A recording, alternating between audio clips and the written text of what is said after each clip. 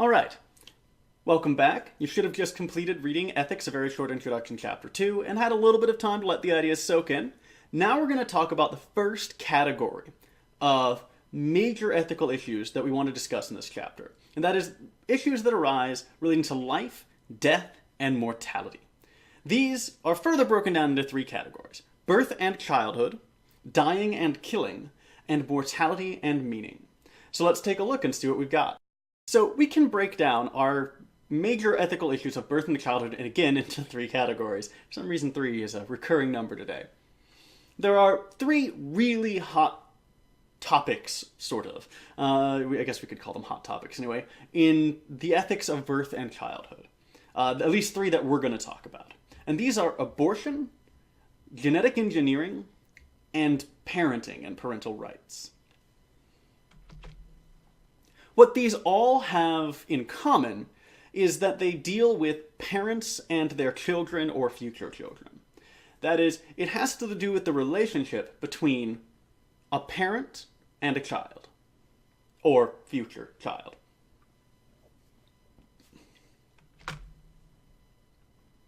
Our first category is abortion. Now, this is one of those ethical disputes that almost everyone is familiar with. It is a very big issue in American politics, and it gets quite a lot of coverage, and rightfully so. Now, when you look at the way that abortion is treated in the American political scene, there are 2 camps, pro-life and pro-choice. Both camps present it as a very simple question. The pro-choice movement presents it as a question of, does a human being, a person, have the authority to decide what should be done with their body? The answer to that appears to be absolutely yes. On the other hand, we have the pro-life movement saying, does a human being have a right to unintervened with life? Or do they have a right to live? Again, if we have such a thing as rights, and this is a topic we'll turn to later this chapter, that also seems to be a yes. Now, both camps tend to picture this as though these are the only ways to think about the questions, right? The pro-choice movement will say the only way to think about the question is in terms of a woman's body. The pro-life movement will say that the only way to think about this is in terms of a human life. However, things are rather ambiguous when we look much more closely.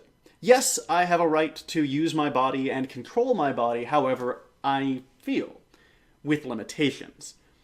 I can't use my body, for instance, to harm others, even if that harm might not come around directly through my actions. Imagine, for instance, that I am infected with a very highly infectious disease. Well, under most systems, the government would be authorized, at least under certain circumstances, if this is a very dangerous disease, to quarantine me. In fact, that's all a quarantine is, right? It's a government using force to restrict your freedom. So that's at least one case where, right, my bodily freedom seems to be limited, right? I'm not allowed to use my body in a way that puts others at risk. I mean, this is the same thing as I'm not allowed to duel with somebody because somebody's going to die. On the other hand, humans don't have unrestricted rights to life either. Right? So, if I were about to kill someone, I would not have the right to life anymore, or wouldn't seem to anyway, so they would be justified in killing me, though I wouldn't be justified in killing them, right, if I were the aggressor here. Likewise, I may have a right to life, but let's say I ended up needing a costly medical treatment to live, I would not have a right to life that extended so far that it would allow me to justify, say, robbing a bank. Or at least, that's not how we think of it typically. At least within the American political system, that would be the case. Now, what we've been painting so far is a picture where the rights of both groups, that both groups appeal to, are questionable somewhat, in a sense that neither of them are totally unlimited. Right? We don't have an unrestricted right to bodily autonomy, and we don't have an unrestricted right to life. More troubling, even more difficult in this case, is that it's hard to define exactly what it means to be a person of the kind that fills those roles. What you can think of, essentially, as you ask yourself, is the fetus a person? That's really the question. And the case isn't clear in either way.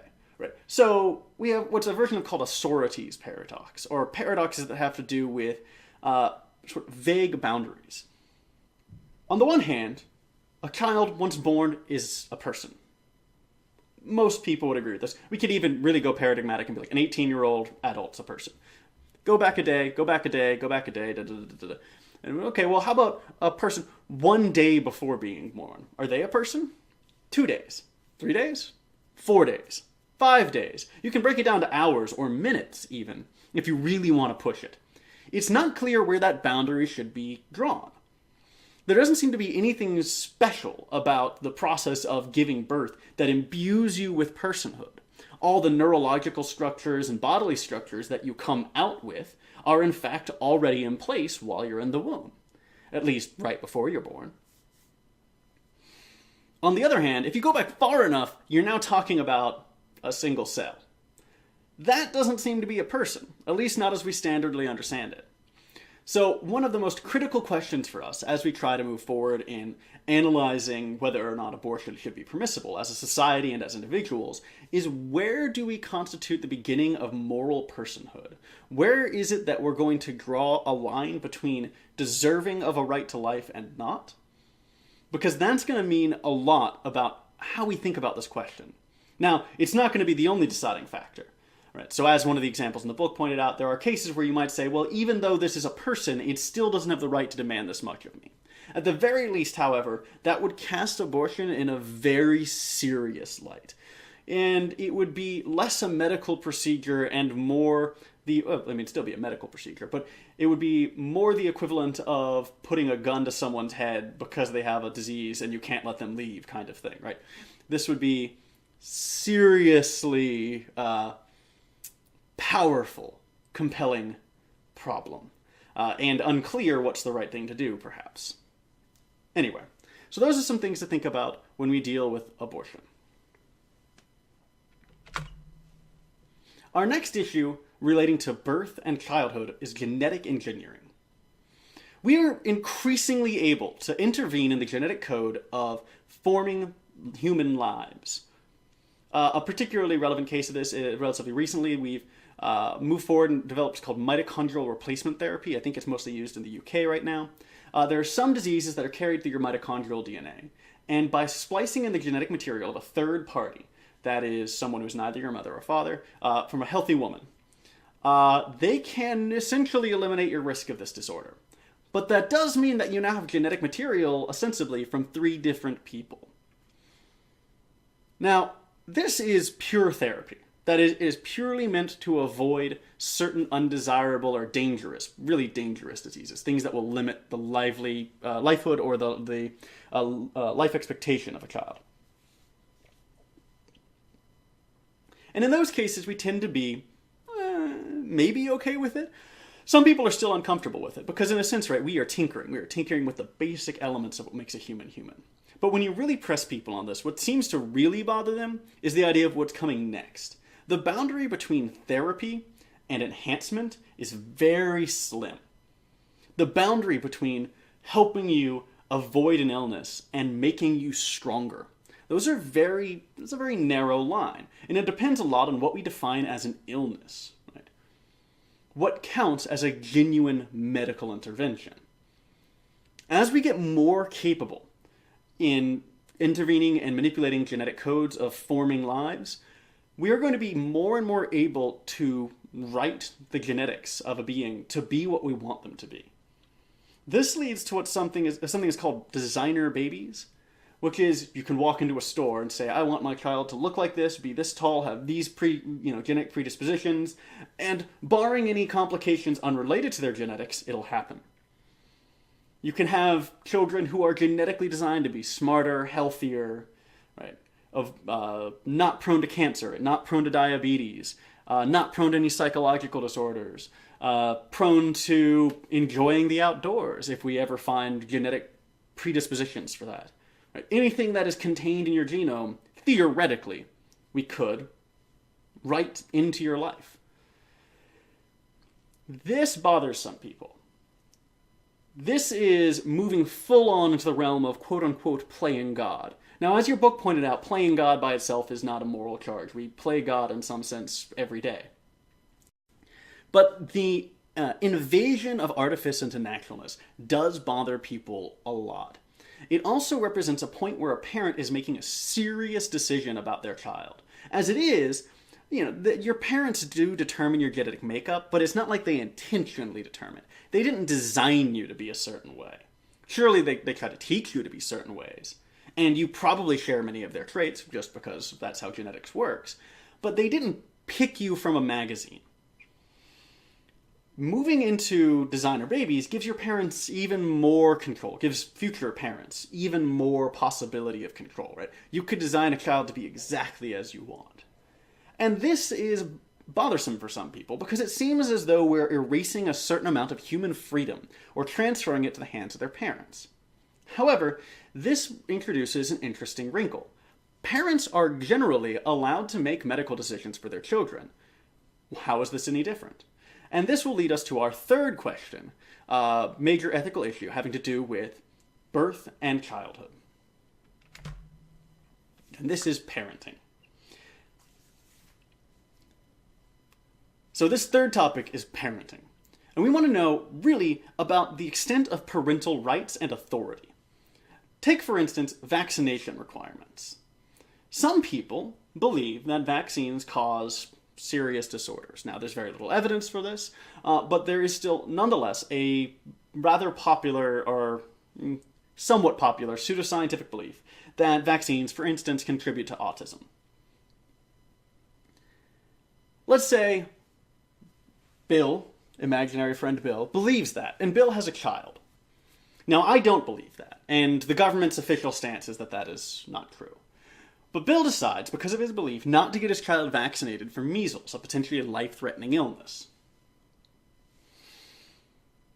Now, this bothers me, because, well, Bill's child is now vulnerable to a potentially fatal disorder, right? A potentially fatal disease, and little would need to be done to protect him. You can make an analogous case to buckling a seatbelt. All that you need to do is buckle that seatbelt by having them take their vaccination, and now that risk is gone. Now, if we saw parents driving with their children not buckled up properly, this is against the law. So why isn't what Bill is doing against the law? And there are some places where it is. And there's a lot of question about whether or not it should be. But the further you press, the more difficult it becomes to defend either position, right? So this is something of a boundary case, where you can kind of see it going one way or another.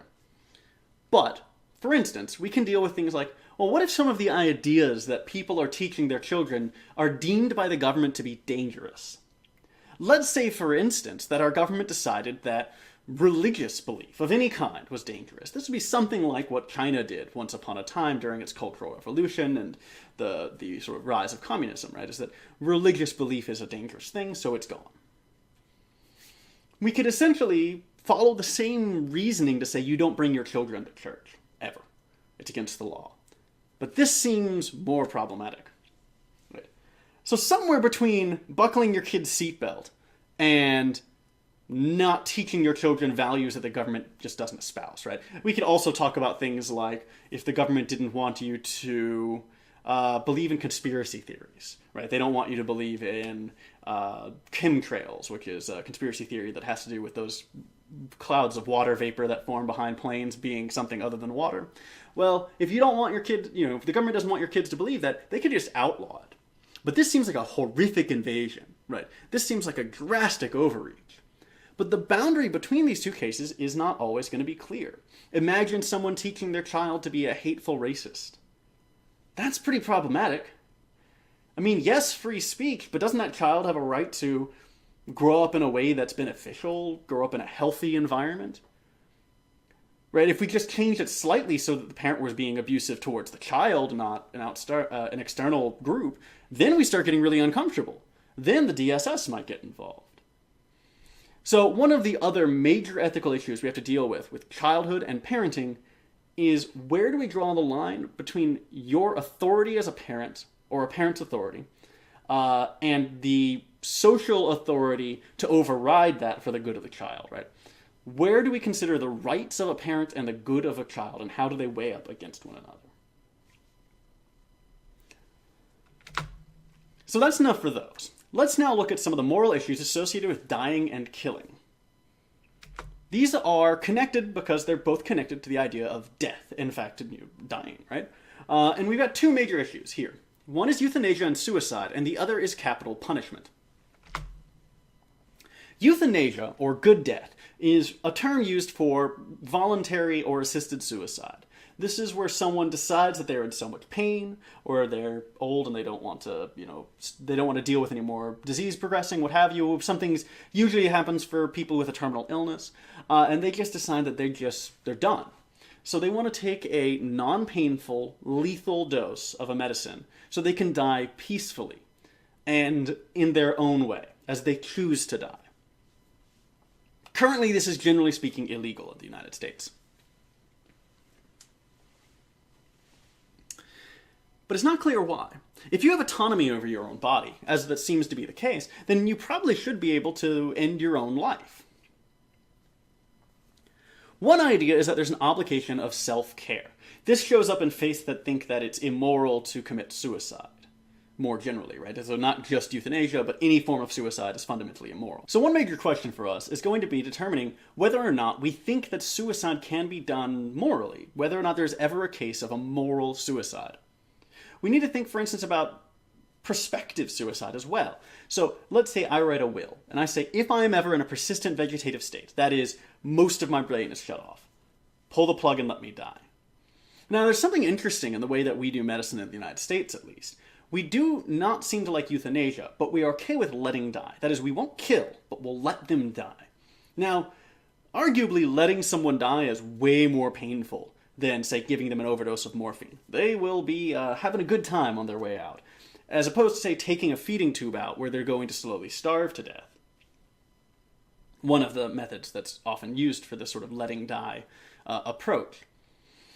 So, while we're going to be saying that there seems to be something different here, or at least according to popular mentality, there appears to be something different here, if you think about it, giving someone a lethal dose of a drug that's a pleasant way out does seem better than making them suffer.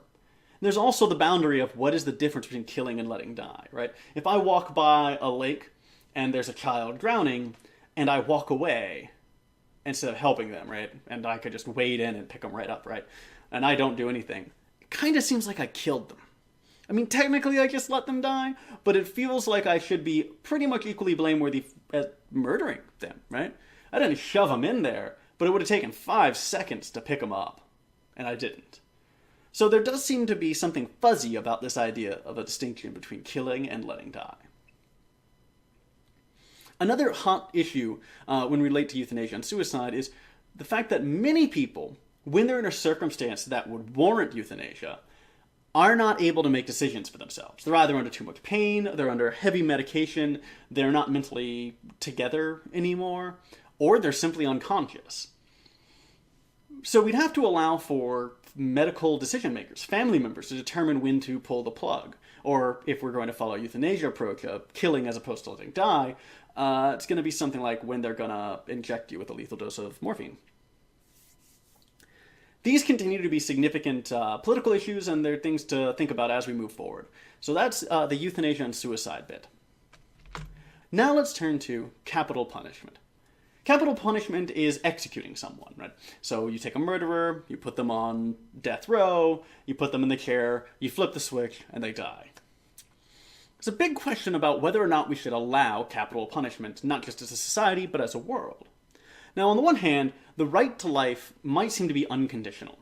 So we've been talking about this idea of whether or not all humans have a right to life and under what conditions they do. If we just say that everyone has a right to life, then flipping the switch seems to be a terrible thing to do. You're just murdering, right? You're murdering a murderer. It doesn't make it okay that they're a murderer. You're still a murderer now too. On the other hand, it does seem that our right to life might be waived by certain acts. For instance, if I were currently attacking someone with an intent to kill them and you shot me, you would seem to be justified in doing that. The distinction there, however, is that you are ostensibly protecting someone else's life. When someone's already been incarcerated, perhaps that motivation disappears. So what motivations might we have for capital punishment? Well, the first is that it might be effective as a criminal prevention method. There is data back and forth on this, and it looks like it probably isn't, by the way, but maybe it could be, right? And if it were, then maybe that would justify it. Another way to think about it is that it can be a statement about certain things that certain people did. Take Adolf Eichmann. He was the mastermind of, essentially, the Holocaust. He was the one who invented the camp system. He is also one of the very few, if not the only person to ever be executed on Israeli soil for crimes against humanity. And there kind of seems something right about that. It would be weird if we captured Hitler and let him live. Because, in some sense, executing someone is a statement that they are either no longer a person or don't deserve to live anymore, or that they've done something so unforgivable. And while it may not prevent other people from committing that crime in the future, not doing it may be taken as something of a middle finger to the people that person has hurt. Now, all of these are questions that are somewhat difficult to answer. It's not clear that executing someone actually makes it easier for the victims to get over the psychological effects of the wrongdoing, and I think it's going to depend very much on the person. How people react under trauma or in relationship to trauma is very variable.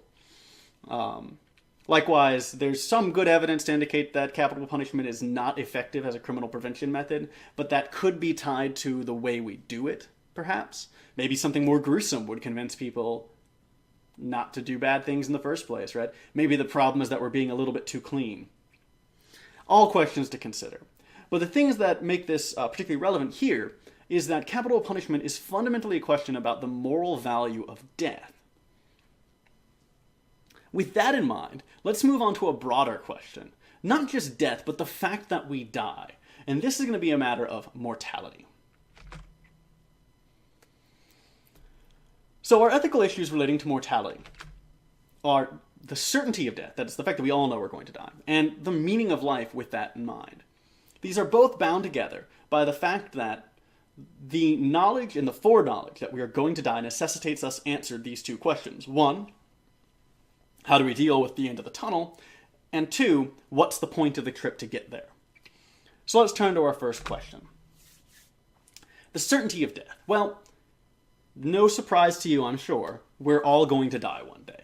Every single one of us. Every single human being in the world. In fact, most everything in the world will probably die someday. I guess it depends on how you count things, but every animal, every tree, every plant, every living thing dies. That's one of the few things we have in common. So how do we deal with this? Now, humans are especially burdened, some say. Humans have a particular problem that most other living things don't. In fact, perhaps no other living things have this problem. We know we're going to die. Right? We can look forward and see it happening. We're aware of our own mortality. We're aware of the fact that we have limited time on this earth. So how do we deal with that knowledge? Now, this might not seem like an ethical issue right out the bat. But reconsider. So ethics in a traditional viewpoint is something like the way we develop a behavioral framework or a way of reacting to the world that gives it a moral value. And the way that we relate to the certainty of death is going to not only influence our moral behaviors, right, because what happens next is going to be very important, but it also connects to certain basic ethical evaluations of things about human life and its value. What could be our second part of this question? So one classic way to answer what we should do with the certainty of death is from the Stoics, which is death isn't going to be an evil. It's not really a problem. We shouldn't fear death because by the time death has come for us, we cease to exist. Right? You don't really die. Right? You undergo the process of dying, but by the time you arrive at death, you're gone already. Right? There's nothing left of you. We can in fact think about this in sort of a fork. Socrates presented this option in the Apology, I think. No, not the Apology. Was it the Credo? Whoops. Socrates presented this option. Anyway, we can say, on the one hand, if I die, right, and there's a just world, and there's an afterlife, and I die a good man, then I'll go to the pleasant afterlife, so why should I be bothered? On the other hand, if there's nothing, well, then nothing happens to me, so why should I be bothered? Now, of course, this leaves out a couple of possibilities. Things like, well, what if the afterlife is just terrible for everybody? There have been groups that believe this throughout history, and there's no intrinsic reason to think that the afterlife would be pleasant if such a thing did happen. There's also very little evidence to indicate that such an afterlife does exist. I think that the book's a little bit too pressing the button here. They push on this idea of materialism, which is the view that our minds are just our brains, right? Our minds are part of our bodies and entrenched in the physical world. So when our body falls apart, so do our minds. So there's no room for an immaterial soul in this worldview. But that's actually begging the question that they're trying to answer here.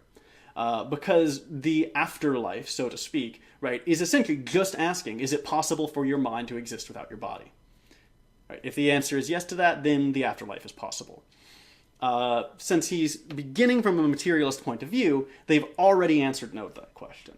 Now, there are, I think, good reasons to be a materialist, and I myself am a materialist, but I did want to point out that I thought that the book was moving a little bit too quickly there and uncharitable to the alternative position. So what do we make of this idea that death isn't really a bad thing? It's the dying we don't like. Well, on the one hand, so let's say I told you, well, you have two options. Either you can die and be done, or you can go through the process of dying and live afterwards. In fact, that second option is I'm just offering you an afterlife, right? I'm just offering you another chance. Something about that second option looks better. And that's a problematic point for the Stoics, right? If death is not an evil, right? If it's not a bad thing, then we shouldn't really mind it comes along. Now, I do think there's an answer that the Stoic can make here. They can say something to the effect of, well, death is not an evil, but life is a good. So while we're not suffering anything when we die, we can still have good lives. And so preferring to live over nothingness might be understandable. That might have some problematic baggage with it, but I do think it's a move that the Stoics could make. Another problem with this is that murder, the idea of murder being wrong, kind of assumes that you're doing something wrong by killing someone. And it can't just be that you're causing them pain. Because if I walked around with a vial of morphine and gave somebody an overdose and they died and had a great time doing it, that seems to be wrong, even though they haven't suffered at all. And it can't just be that they didn't want to, because, come on, how many people have wanted to die throughout history? So there has to be something really particular about me prematurely ending a human's life that makes murder morally wrong. And it's not clear what that would be if death is not an evil, something to be avoided. So that's some of the questions that are brought up by the certainty of death. This last question is related very closely to that, but it's such a significant one that it deserves some special mention. And that is the question of finding the meaning of life. Perhaps the most fundamental ethical question is how should we live? And we can think of answering this as giving a meaning of life. Now, we might just say, have a good time, party on, pursuit of pleasure. That's called a hedonist worldview, right? Sex, drugs, and rock and roll. Generally speaking, though, most of us would find that to be a very shallow and undesirable life. We might take the view of the eudaimonists, which is the view that you see in, say, ancient Greek philosophy, which is that our goal is to flourish as a human being, which is all great, right? It's wonderful to be a virtuous person. On the other hand, you're still going to die, and all of that virtue will disappear. So it's not significant what we're supposed to do there. We might look to a divine creator, right? So your purpose is to serve God. Well, that is nice, but again, it's going to assume the existence of a divine creator, and this is a problem we've encountered with a lot of theological views. And unless you can justify that belief, you might be in trouble. It might be an irrational belief, an irrational way of thinking about the meaning of life. Alternatively, we could just be nihilist, just give up on any idea of having a meaningful existence, that the universe is an infinite space and an infinite time, and we are but a speck. So there is no meaning. Now, there are two ways we can twist the nihilist. One is sort of the depressed nihilist, because it would be great if there were a meaning given to us, but there isn't. The second is might be what you call, I think, an absurdist, is the view they like to call themselves, the name they like to call themselves. And that's to say, well, sure, granted, the universe gives us no meaning. But if we look around and we think about the way we interact with the world, it's clear that things have meaning to us. And if that meaning to us is not written by anyone else, that means we get to determine what it is. And this gives a sort of radical freedom. Right? If no one else tells you what the meaning of life is, then maybe you just get to tell them, at least what the meaning of your life is. And this would allow each and every individual to determine their own meaning of life. Now, of course, the problem here is that on the contrary is, well, that's all very well and good, but what you're still saying essentially is that there is no meaning to life. Whether or not that's a problem for you depends on your particular viewpoint. In a sense, finding a personal answer to this question might be one of the most important questions in all of philosophy. There's a famous quote by, I think it was Camus, that said, "Suicide is the only philosophical problem." I'm paraphrasing. I can't remember the whole quote. I'm sorry. But the idea being that the only real work that we need to do in philosophy, for us individually, and then he's not talking about philosophers. He's talking about individual people as they deal with philosophy, is to come up with a reason why we should continue existing. And there is something very important to that, because having a meaning for life, a purpose, right, it drives you to act in certain ways. It gives you a sense of importance, a sense of value, a sense of fulfillment that is hard to achieve if you don't perceive your life and your actions as having a purpose. So these are some things to think about as we move on to our next category of ethical dilemmas. With that, I will see you at our next lecture.